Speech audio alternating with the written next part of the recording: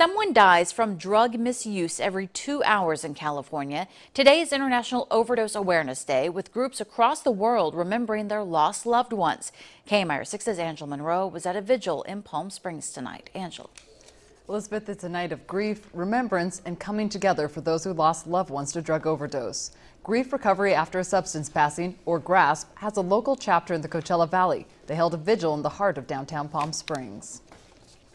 Evan Patrick Smock, 27. Jacob Robertson, 29. The names are recited of the many people who have died from drug overdose. Jeff Cullen was 27 when he overdosed on prescription drugs after 6 months of sobriety from a heroin addiction. He was gorgeous. He was funny. He was humble.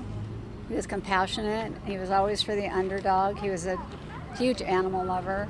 He had tons and tons of friends. Jeff's mother, Denise Angela Cullen, started a GRASP chapter in Indio to help herself and others deal with the grief. She then grew GRASP from 3 chapters in the United States to now 45. And the death is devastating, and then your whole world has changed, like anyone who loses a child. But for you, you've spent 10, 12, 15 years trying to save your child or your loved one, and then they're gone.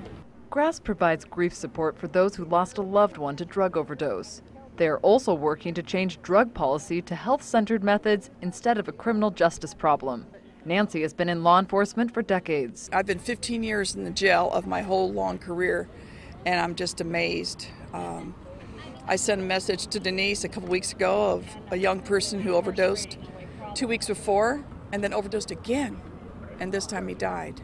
In May 2011, Lynn Lloyd's nephew died of a heroin overdose in Delaware. Now Lloyd helps with GRASP. Provide some solace and comfort to anyone who's lost somebody they really love to this terrible problem. And the second thing we're trying to do is we're trying to prevent it from happening to just 1 or 2 more people. It's devastating. Marie Minnick wrote of the devastating loss of her daughter from a heroin overdose at age 32. I had actually started the book before she died, so she actually wrote part of it or contributed to it from the addict's point of view, and it seems like people get a lot from it, so as sad a story as it is.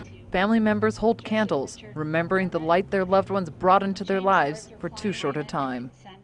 This is the 12th Annual International Overdose Awareness Day. GRASP organizers also read a statement from Congresswoman Mary Bono Mack, as well as reciting lost ones' names and stating their mission.